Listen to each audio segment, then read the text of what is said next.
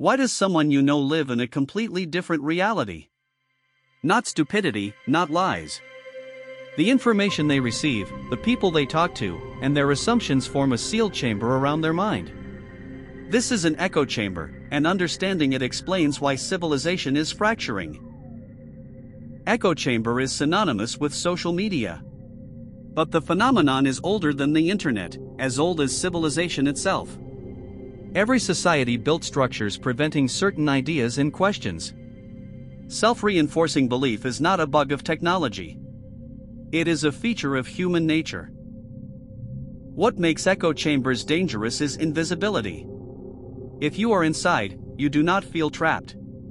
You feel informed and certain, like you see clearly while others are deceived. This feeling of clarity is the chamber's most powerful defense mechanism. Before algorithms, geography curated reality. Ancient people lived their entire lives within miles of birth, interacting with the same people, hearing the same stories. The village was the first echo chamber, remarkably effective. When everyone agrees, the idea that they might be wrong feels impossible. Religious sects amplified this to extremes. When a community shares sacred truth, the chamber becomes impenetrable. Dissent is heresy. The architecture of a cult is perhaps the purest echo chamber. A closed loop where every evidence confirms the premise and none can refute it. Aristocratic courts were echo chambers of power. Information flowed through layers of officials with incentive to present harmony. Bad news softened, competing perspectives filtered. Not conspiracy. Natural self-preservation of any hierarchical information network. Even prestigious institutions are not immune. Academic departments become intellectual echo chambers where certain questions cannot be asked. The irony, the more intelligent the members, the more sophisticated their rationalizations. Intelligence does not protect against echo chambers. It makes them stronger. The Ming Dynasty ruled China for 3 centuries. By the 15th century, the court became a perfect echo chamber. The emperor received information filtered through bureaucrats with every reason to present stability. Problems minimized, threats downplayed, dissent punished. The emperor lived in a palace of agreement. The filtration was structural. A magistrate reporting bad news risked punishment. A general admitting weakness risked replacement. The system made honest information so costly that people censored themselves. The echo chamber was self-maintaining without explicit censorship. Beyond the Great Wall, Manchu clans grew stronger. Intelligence existed, scouts reported buildup, commanders sent warnings. Each bureaucratic layer softened the message. Accurate threat information became manageable by the time it reached court. Truth was delayed until too late. In 1644 the Ming collapsed. Not primarily from military weakness. It collapsed because its information environment was so curated that the court could not perceive threats. Echoes of agreement replaced signals of danger. By the time reality broke through, there was nothing left. The Ming lesson: any system filtering information for leadership comfort will encounter a reality it cannot handle. The stronger the filter, the more catastrophic the collision. This applies equally to a 15th century emperor and a 21st century social media user. Technology differs. Psychology is identical. In 1692, Salem village demonstrated how an echo chamber is built by an entire community. The witch trials were not mass hysteria but a study in self-reinforcing assumptions becoming lethal delusion. The community believed in witchcraft. That belief was the chamber's foundation. When accusations were made, they seemed reasonable within the community's framework. The world was understood through spiritual warfare. An accusation was familiar, not extraordinary. Once made, the chamber began to close. The framework could explain any outcome, so no evidence could falsify it. Self-reinforcement operated with terrifying efficiency. Confessions confirmed witches. Denials were evidence of the devil's power. Silence was guilt. Every possible response confirmed the original premise. This is the defining feature: it transforms contrary evidence into confirming evidence. As trials progressed, the spiral accelerated. Each conviction made the next accusation more credible. Each execution confirmed God's work. 20 people were executed not because evidence was strong, but because the echo chamber made the absence of evidence irrelevant. Salem's legacy: an echo chamber needs no modern technology. It requires only a community sharing a framework so thoroughly that no evidence can be interpreted outside it. The villagers were not stupid or insane. They operated within a self-contained system with no exit. It felt like reality. For centuries, echo chambers formed through geography, religion, and power. But psychologists asked a disturbing question: what if echo chamber mechanisms are not cultural artifacts but fundamental features of cognition? What if every brain is an echo chamber waiting to be sealed? The answers were more troubling than expected. In 1960, Peter Wason presented subjects with a number sequence and asked them to find the rule. Most proposed a hypothesis and tested only confirming sequences. He called this confirmation bias, the tendency to seek information that confirms what we believe and avoid information that challenges it. Confirmation bias is a preconscious filter. Before you evaluate information, your brain sorts it. Fitting beliefs are processed quickly. Contradictory information triggers the amygdala, the brain's threat center. Studies show disconfirming evidence literally feels dangerous. Nickerson documented how confirmation bias affects every domain. We notice behaviors confirming expectations and overlook those that do not. Researchers give more weight to supporting studies. The bias is universal, operating continuously, shaping perception in ways we cannot see from inside our own minds. When two people with opposing views read the same article, each remembers statistics supporting their position and glosses over caveats. Both walk away feeling confirmed. Both are wrong about what the article said. Their minds were biased before a single word was processed. The backfire effect is most disturbing. When people face contradicting evidence, they do not just reject it. They become more convinced. The contradiction strengthens the belief. Facts are not just ineffective in echo chambers. They are counterproductive. Confirmation bias alone does not create echo chambers, but provides the psychological raw material. Every person carries the seed of their own echo chamber. The question is not whether you are susceptible. It is what happens when technology learns to exploit it. In 1961, James Stoner found that group discussion moves people toward more extreme positions. Moderately cautious groups become more cautious. Risk-taking groups become more reckless. The group does not average tendencies. It amplifies them. 3 mechanisms drive polarization. People adopt more extreme positions to signal commitment. They hear confirming arguments more frequently. They compare themselves to the group ideal. Each mechanism pushes the group further from center. Scene 27: Polarization research evidence. Research confirmed polarization operates with greater force online. In one study, liberal and conservative participants discussed issues with like-minded others over 6 weeks. Both groups became significantly more extreme. The internet provides ideal conditions. Like-minded people find each other instantly and interact continuously.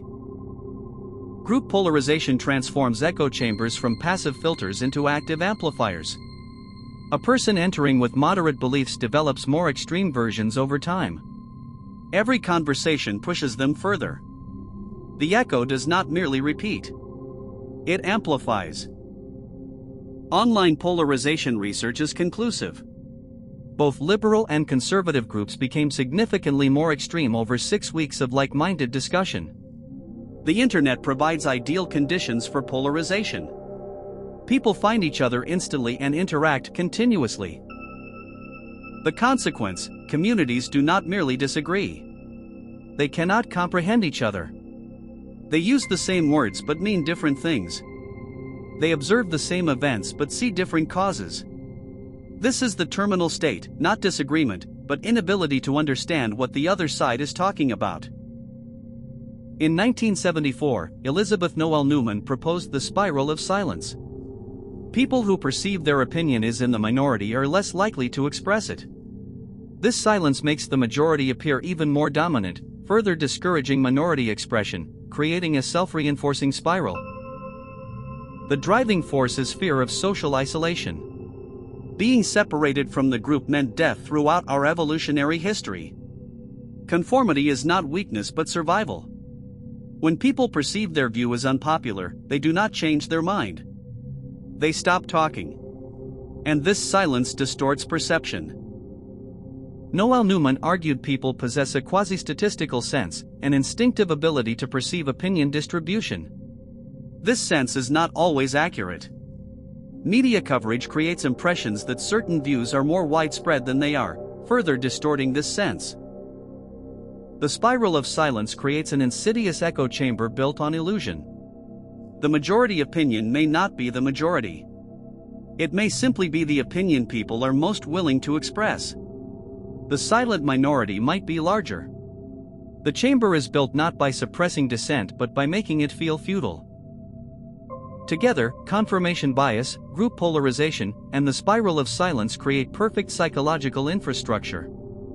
Confirmation bias filters information. Group polarization amplifies beliefs. The spiral eliminates dissenting voices. Each reinforces the others. A self-sealing system resistant to correction and invisible from inside. These mechanisms existed long before the digital age, limited by physical reality. You could not easily find thousands of people who agreed with you. You could not curate your information environment with precision. The digital age removed every limitation, transforming echo chambers into the dominant architecture of modern public life. Every digital interaction generates data. What you click, how long you look, what you skip. This feeds into machine learning systems that build models of your preferences, anxieties, and vulnerabilities. Good enough to predict what captures your attention. Good enough to keep you scrolling. Platform business models are based on engagement. More time on platform means more ads and revenue. The most engaging content is not the most accurate or important. It is content that triggers emotional response. Confirmation bias makes confirming content more satisfying. The algorithm industrializes it. What triggers the strongest emotional response? Content confirming what you believe. Content validating anger at those you disagree with. This is not malice. Confirmation bias makes confirming content more satisfying. The algorithm faithfully reflects the bias in human psychology. The critical difference is scale. A village had dozens. A court had hundreds. An algorithm can curate reality for billions simultaneously, with precision no human sensor could achieve, adjusting in real time. The scale is genuinely unprecedented in human history. Two people on the same street can live in completely different information universes. One sees immigration threats. The other sees systemic injustice. Both feel they see the real world. Neither does. They each see a world curated by an algorithm that has learned what engages them. The algorithm creates a feedback loop mirroring psychological mechanisms with uncanny precision. You engage with confirming content. The algorithm serves more. Beliefs are reinforced. The loop deepens with every interaction. Confirmation bias externalized and industrialized, running at machine speed on billions of devices. Research shows anger and outrage generate higher engagement than any other emotion. Outrage gets more clicks, shares, and time on page. The algorithm has a built-in preference for outrage not by design, but because outrage generates the most engagement. Platforms are structurally biased toward content making people angry. This creates the outrage machine. Content creators learn outrage generates attention, so they produce more. The algorithm rewards them. Audiences become more sensitive and demand more. No single actor is responsible. The system converged on outrage because engagement metrics reward it. personalization extends beyond politics to entertainment, health, nutrition, even science. Two people searching the same condition receive different information. The personalization is so deep it affects not just what people receive, but what they believe is possible and what they believe is real. We live in an attention economy where attention is the most valuable resource. The most efficient way to capture it is to create an echo chamber around each user. The attention economy does not merely tolerate echo chambers. It demands them. They are its most efficient product. We no longer live in a shared information environment. Each person lives in a personalized environment optimized for engagement. The idea of common facts is becoming obsolete. The economic architecture of the internet has made shared reality economically inefficient. Truth is not the product. Engagement is. Robert Anton Wilson coined reality tunnel. Each person's beliefs and information create a unique perception of reality. We do not see the world as it is, but through the tunnel our beliefs constructed. Most people are unaware they are in a tunnel. They believe they see reality directly. Algorithmic systems automate in perfect reality tunnel construction. Your tunnel was once shaped by geography, social circle, education. Now it is constructed with surgical precision, adjusted in real time based on every interaction. Your reality tunnel is manufactured by a machine that knows your vulnerabilities better than you. When people from different tunnels encounter each other, the result is not debate but mutual incomprehension. They use the same words but mean different things. They cite different facts and inhabit different moral universes. It looks like political disagreement but is something deeper, collision of entirely different perceived realities. Echo chambers require caricatures to function. The conservative must be a bigot. The liberal a snowflake. These caricatures are necessary because if people outside were seen in their full complexity, the walls would crack. Complexity is the enemy of the echo chamber. We are in an unprecedented situation. For the first time, it is economically profitable to trap people in echo chambers at scale with machine precision. The psychological mechanisms have been mapped, measured, and weaponized by systems operating faster than consciousness. Better education alone will not solve this. The architecture itself must change. So how do we break out? The conventional answer is information. But this is wrong. Breaking out is not primarily an intellectual challenge. It is emotional. The walls are not made of information. They are made of identity. Each confirming evidence is not just data but reinforcement of who we believe ourselves to be. Consider encountering evidence contradicting a belief held for years, shared by your circle, part of your identity, expressed publicly many times. Accepting it would require admitting you were wrong, your community was wrong, part of your identity was false. The psychological cost is enormous. Most reject the evidence. This is why facts alone cannot break echo chambers. When facts threaten identity, the identity defends itself. The person does not evaluate the fact on merits but based on whether accepting it requires reconstructing who they are. We would rather live in comfortable fiction than face rebuilding our understanding. The identity dimension is more powerful in groups. Your beliefs are shared with your community. To change your mind is to risk standing, to risk being seen as a traitor, to risk losing social bonds giving life meaning. People's entire networks are bound by shared beliefs. To abandon them is to risk abandonment. The cost of leaving is not intellectual but existential. You are not just changing your mind. You are changing your relationship with everyone you know, questioning your social identity, admitting your reality was an illusion. One of the most difficult psychological transitions a human being can undergo. Understanding this explains why presenting facts to someone in an echo chamber makes things worse. You challenge not just information but identity. The response to identity threat is not rational evaluation but defensive fortification. The more you push, the stronger the walls. This is not stubbornness. It is self-preservation. The echo chamber is not primarily cognitive but emotional. Beliefs are held not because rationally evaluated but because they feel true. Because they feel right. Because they feel like home. Emotional attachment to belief is far stronger than intellectual attachment to evidence. Certainty is not a cognitive state but an emotional one. Being right produces dopamine, creates safety, bonds you to community. It is addictive. Once you experience the dopamine reward of certainty, the anxiety of uncertainty becomes unbearable. The echo chamber provides certainty on demand. That is its most powerful drug. Uncertainty is emotionally expensive. It requires holding multiple possibilities without resolution, tolerating discomfort, resisting the urge to collapse ambiguity into certainty. The psychological pressure to resolve uncertainty is enormous. The echo chamber offers instant resolution. The price is reality. To abandon the echo chamber is to risk abandoning the self.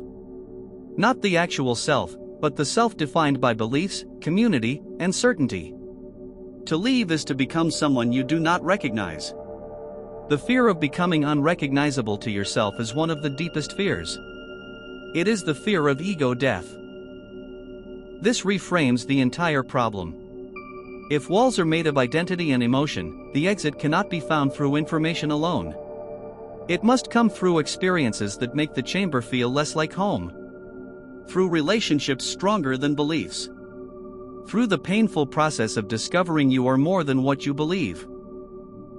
The conventional solution is better debate. But debate is precisely what echo chambers are designed to resist. Both sides entrench, perform for their audiences, and walk away more convinced. Debate is the echo chamber's immune system, transforming encounters with difference into confirmation. The only reliable exit is through relationships with people who fundamentally disagree with you. Not as debate opponents but as human beings whose complexity resists the caricatures echo chambers require. When you know someone personally, it becomes harder to reduce them to a stereotype. Relationship is the antidote to caricature. Every human being contains contradictions. The conservative volunteering at a food bank. The progressive intolerant of dissent. The religious person questioning faith. These contradictions are not flaws but evidence of depth. Echo chambers cannot survive depth. They require flatness. Depth introduces doubt, the first crack in the wall. The practice that breaks echo chambers is not speaking but listening. Not to respond or refute, but to understand. This requires suspending judgment, tolerating discomfort, treating the other's perspective as potentially valid.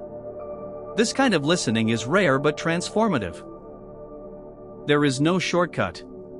Breaking out requires patience, humility, and willingness to be wrong. It requires courage to sit with discomfort rather than reaching for certainty.